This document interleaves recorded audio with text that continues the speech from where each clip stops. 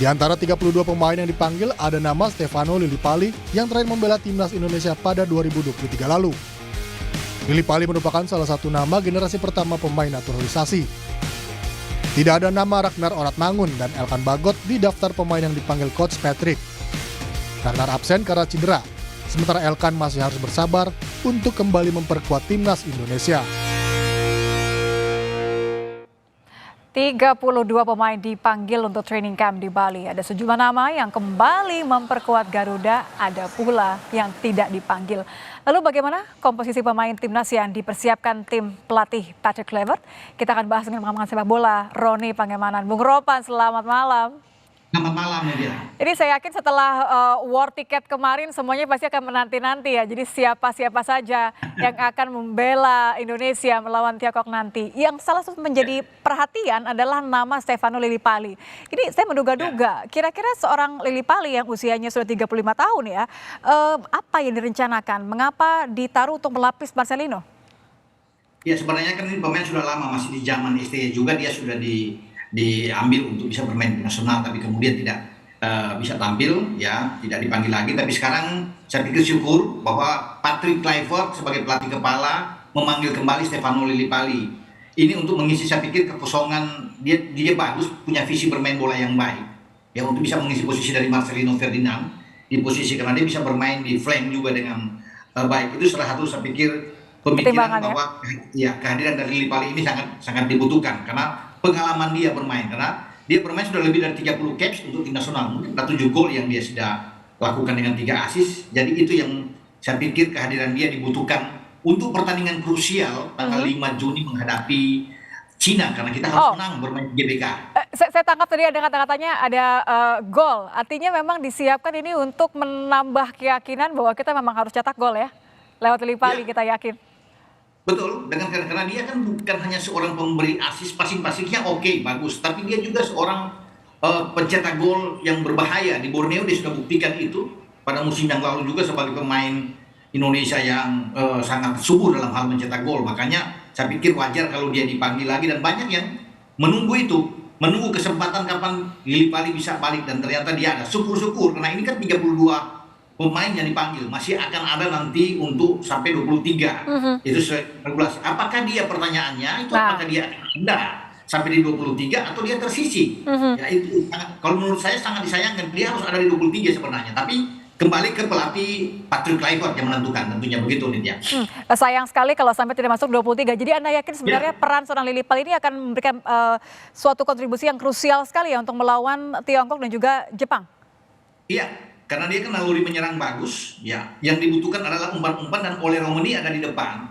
Itu membutuhkan passing-passing yang terukur, yang matang, dan Lillipali bisa melakukan itu dengan baik. Apalagi tapinya apa, Bung Ropan? Tapinya apa? Kalau tadi Anda melihat bahwa tetap ada kemungkinan bisa saja dia tidak masuk ke 23, tapinya tuh apa? Karena memang kami milih tetap Marcelino, atau sebenarnya ada pertimbangan tadi masih mungkin kali Lillipali bermain penuh? Untuk melawan Cina, saya pikir tenaga dia dibutuhkan. Kenapa?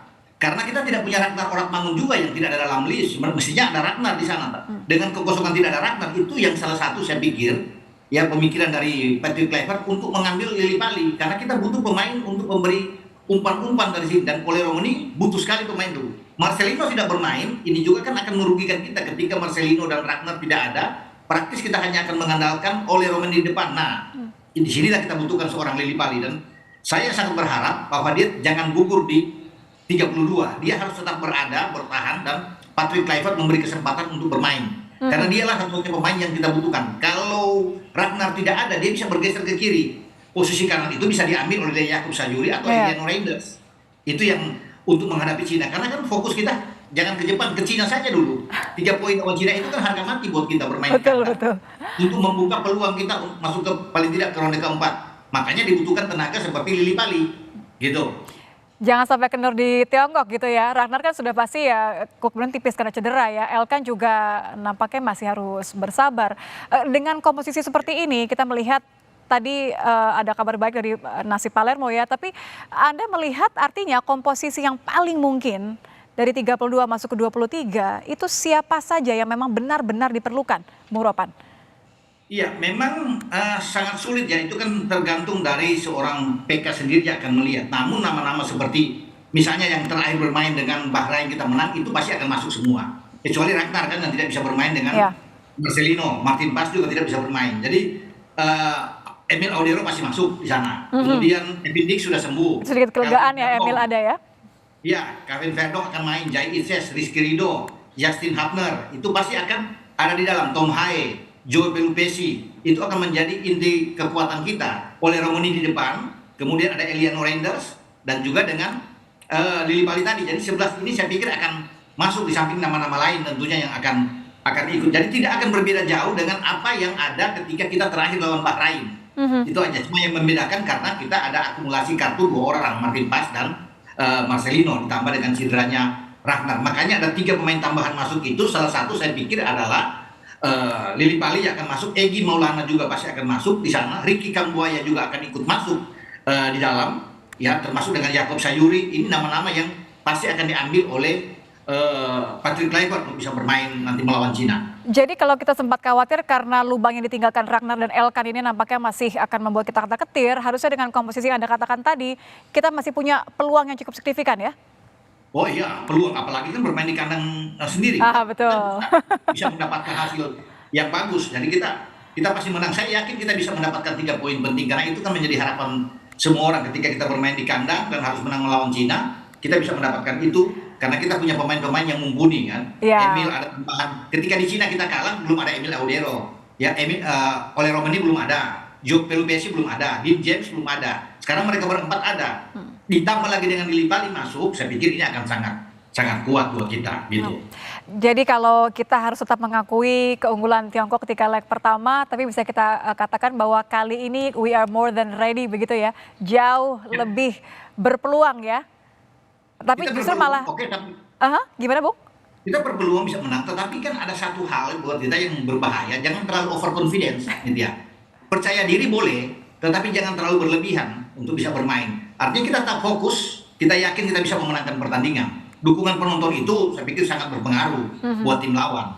Dengan komposisi pemain kita yang oke, sekalipun kita tidak punya Martin Paes, tidak punya Marcelino dan Ragnar, saya tetap meyakini bahwa komposisi kita itu sangat kuat dibandingkan dengan Cina. Tapi tetap tidak boleh menganggap remeh, tidak boleh menganggap enteng lawan. Karena Cina itu butuh menang melawan Indonesia. Hanya dengan kemenangan melawan Indonesia, peluang Cina untuk lolos ke putaran keempat terbuka. Karena setelah lawan Indonesia, mereka akan menjamu Bahrain. Nah, itu yang posisi mereka. Jadi mereka akan habis-habisan juga melawan Indonesia. Itu harga mati buat mereka untuk menang. Makanya ini pertandingan yang seru memang, tapi kita diuntungkan bermain di kandang gitu Nitya. Apa yang Anda lihat evaluasi yang benar-benar tidak boleh luput kali ini? Walaupun kita semua punya all the advantage ya, kita punya tadi pemain-pemain yang kita punya Emil tadi, kita punya bermain di kandang, komposisi squad yang sebenarnya jauh lebih pas begitu ya. Apa kesalahan atau celah yang tidak boleh diulang kali ini yang mungkin saja dimanfaatkan oleh Tiongkok? Iya, artinya pemain tentunya tetap harus fokus. Dan kita tetap harus bisa mengendalikan permainan. Kita harus bisa menguasai ball position melawan mereka. Mungkin mereka akan bermain sama seperti kita, ini Tiongkok atau Cina. Seperti ketika mereka mengalahkan kita, mereka akan lebih menunggu untuk counter attack melawan kita. Nah, kita pasti akan tentunya Patrick Kluivert kan berbeda dengan cara STY menangani tim ini. Dia tahu apa yang dia harus lakukan. Dengan komposisi pemain belakang kita yang kuat, Ridho, Jai Itzes, kemudian dengan Justin Hubner, di kanan kita sudah ada Kevin Dix, di kiri ada Verdonk. Kita punya kekuatan karena kita punya keseimbangan di tengah dengan Joe Pelupesi yang main bagus melawan Bahrain, membiarkan Tom Haye untuk bisa bergerak memimpin ya, mendistribusi bola ke depan, maka keseimbangan tim itu akan dijaga dengan baik yang bermain yang lebih dalam. Pemain Joe Pelupesi itu yang membuat saya yakin bahwa keseimbangan tim kita lebih bagus dibandingkan dengan lawan. Tapi tetap kita tidak boleh menganggap remeh. Tapi bolehlah kita berdoa ya. Jadi kalau menurut Anda Bung Ropan, berapa kita bisa angka yang bisa didapat lah? Iya, yang penting judul temanya menang. Tidak perlu dengan skornya. Ya, berapapun angkanya harus menang ya. 1-0, 2-1, ya syukur-syukur 2-0. Yang penting 3 poin. Itu kan yang paling penting buat kita. Untuk bisa memenangkan pertandingan melawan Cina, begitu. Oke, tetap fokus, tidak boleh kesalahan dan fokus untuk menang. Terima kasih Bung Ropan sudah bergabung bersama kami di Kompas Malam. Berdoa yang terbaik untuk Tiongkok lawan Timnas. Terima kasih. Ya.